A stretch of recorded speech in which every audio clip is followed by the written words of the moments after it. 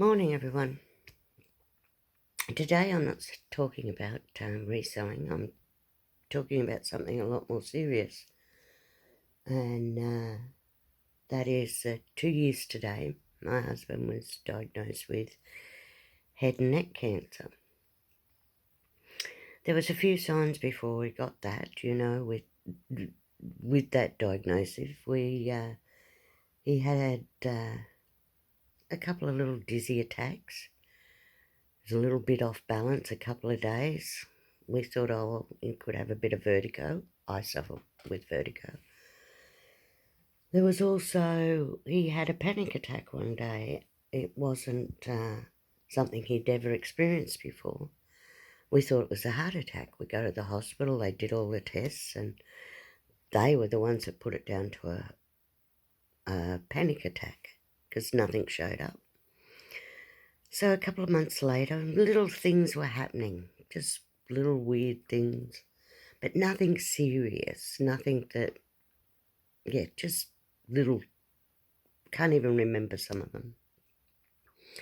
So anyway, we're sitting around the table one day when our daughter looked at him and said, you got a lump on your neck. And he felt it and he went, yeah, I have actually. And I looked at it and I said, oh, at that stage it was probably the size of a pea. Didn't know whether it was an in-ground pimple. But anyway, about a month later we were at the doctor's, so we mentioned it. I guess because we weren't feeling that stressed about it. He sure as hell didn't. So he said, no, I think it's a cyst, but I'll send you off and get a test. So he sent us off and we went back and got the results, and he said, I think it really is a cyst. But he said, I'm going to send you to ears, nose and throat specialist. So the following month we go off. Well, we're sitting there and we go in and straight away they start talking about cancer. Well, Jeff and I were sort of floored. We hadn't heard that word before. Then we had other specialists come in the door and it was all happening, and your whole head is foggy, you don't know what questions to answer, you don't ask, you don't know what to... It was just like a freight train was coming for you and you didn't know which way to run. Anyway, they said, you have head and neck cancer. It's in your nodules and your glands and your tonsils. And they said, and tomorrow I booked you in to get your tonsils removed. You may think that's not a big deal to get your tonsils removed. Well, it is when you're a 50, 60-year-old man. Oh, he was 60, he was 62 when diagnosed. That, as an adult, to get your tonsils removed makes you very, very, very ill. Now, they told us that, but I also had a 4-year-old get their tonsils out. I kept thinking about that. It was day 7, and they were spot on.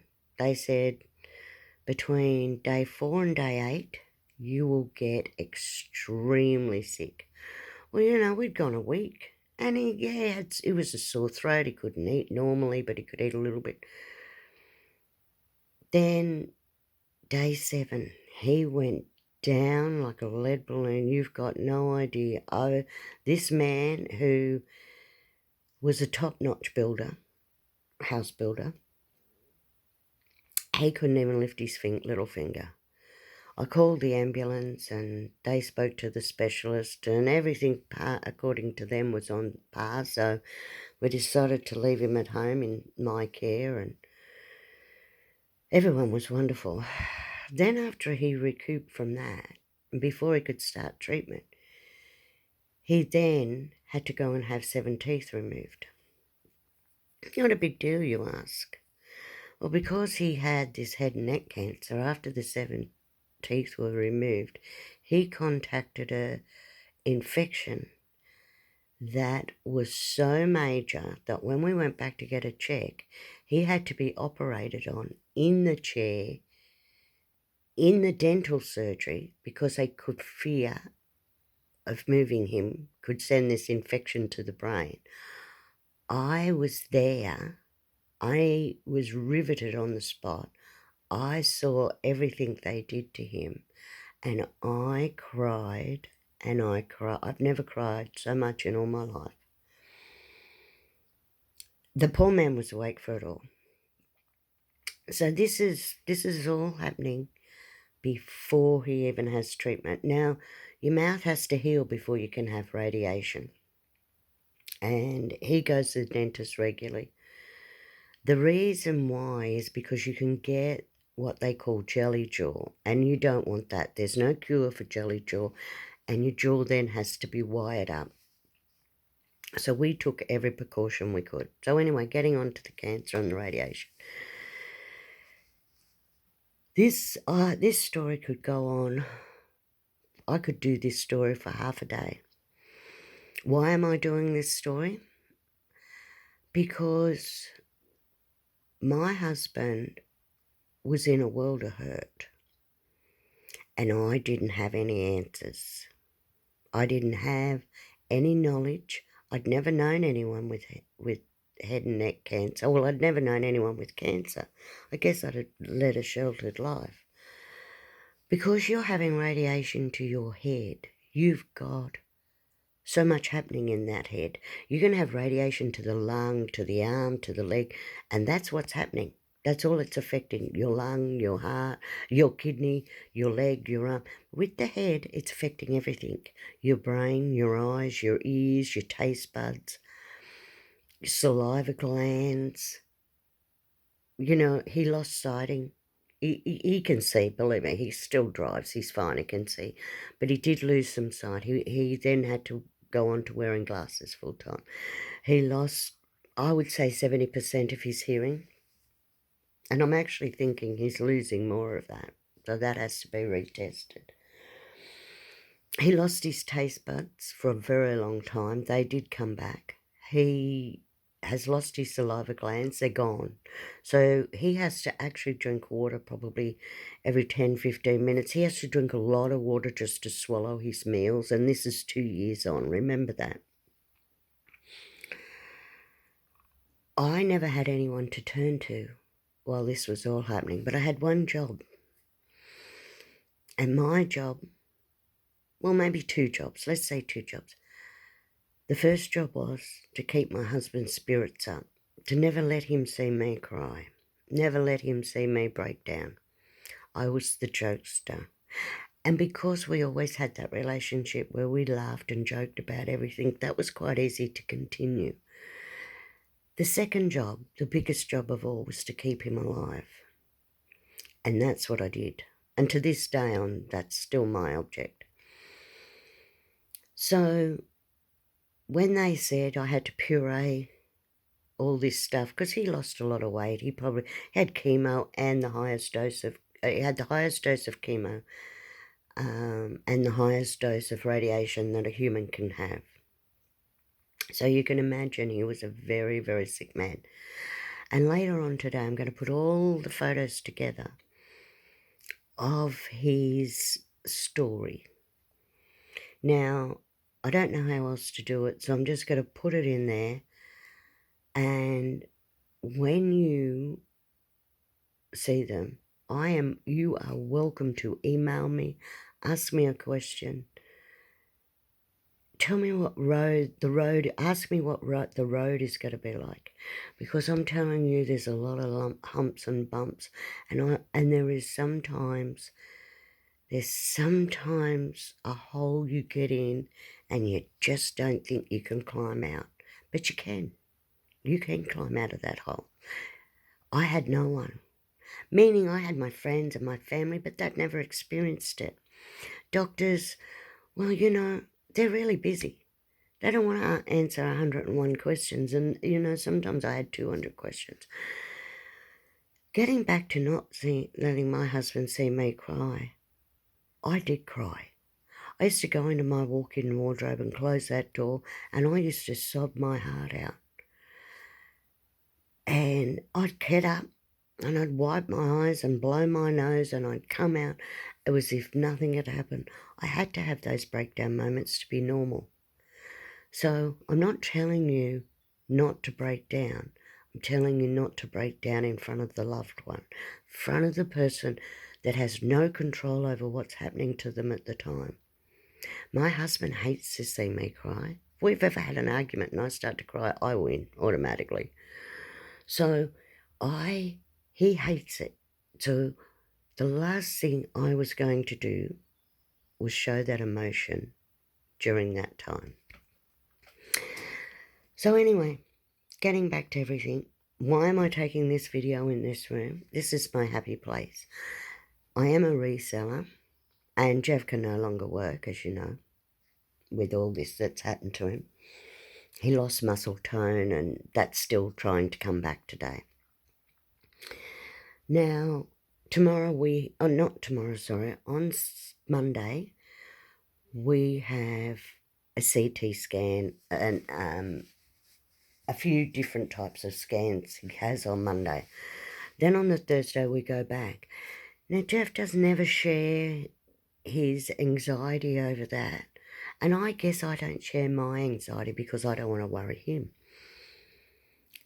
But I'm worried because there's been a few little niggly signs again.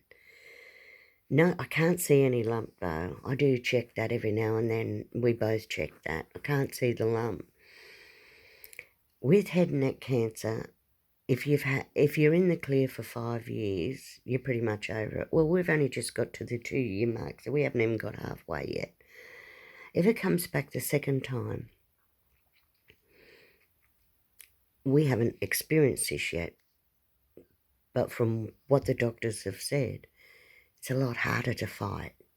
Now, that first fight was a really hard fight. And when you see these photos of my husband in the next video, you'll realise that he went from this really strong, macho man to a broken little boy that couldn't get off the couch. It was heart-wrenching for me, it was heart-wrenching for our children, and it was even more heart-wrenching for the grandchildren. Everybody treats everything different. We didn't subject the grandchildren to a lot. They have their grandfather on a pedestal. We didn't bring them around where he got to his worst, where he lost bladder control and things like that. Why? They were young. At the time, our oldest was 12 and our youngest was 5. Some things children don't need to see. That's my opinion. But as he got stronger again, they came back around, and when he was in hospital, they'd come and visit him, and we involved them, but there was a lot they didn't get to see. So anyway, while I'm sitting here in my happy place, and the reason I feel like doing this video is because I want you, if you're scared, if you're in that place. Now, I don't know anything about any other cancer. What I do know is head and neck cancer and what we went through. So if you have any questions, anything, it may seem minute to you because I've been there. And sometimes that little minute question that you have and that I answer, and I will answer truthfully if I say, oh, no, that's going to really hurt, sorry. Well, I'm going to be honest. So, in the video, you will see Jeff hooked up to a machine which, with head and neck cancer, it conditions the throat. It's like the asthma ventilators, and you breathe it in like a mist. Well, this mist was a conditioner, and it conditioned the back of the throat. It stopped the ulcers. Now, we knew some people or got to speak to people there that had head and neck cancers. They didn't have that. They choose not to have it because that is actually elective. You don't have to have that. Let me tell you, you have it, because some of the people that didn't have it, their throats cracked, blistered, bled. Jeff never got any of that. And that is the thing. I ticked every box. If the doctor said, you know, you should try blah, blah, we tried it. If it worked, we continued. If it didn't, we stopped it. We tried everything. As I said, my main object was to keep my husband alive. And to this day, 2 years today, I have succeeded in doing that. We've still got 3 years to go. We don't know the rest of the next 3 years. And we go to doctors every 3 months. We go to the specialist every 3 months. He has tests every 3 months. Unfortunately, he can't. Some people go to 6 months, some people go 12 months. Unfortunately, with Jeff's head and neck cancer, he can't do that. He has to stay every 3 months. So, anyway, that's my video today on head and neck cancer and our adventure. And later on today, I will put another video out there of all... It's only photos. It's a collection on how we went and how we came out of it. So I will show you that, because you will come out of it. You will come to the other end. I don't know whether people will live the 5 years that they say. I don't know. I'm just a little layman person here. What I do know is what has happened to us over the last 2 years. So anyway, with that, let's share this page and get it out to the other head and neck. We might be able to have our own forum. I see forums out there and they talk, but they have a moderator, and you're not allowed to ask a lot of questions because they say, oh, you're not a doctor, we can't answer that. I'm not a doctor, but I will answer truthfully. I will answer truthfully what our experience was. So there you go. So on that note, I'm going to head off because I've got some sales to go to, which I will show again. And here's my happy place. And please share my page. And thanks for watching. Have a great day no matter where in the world you are. Bye.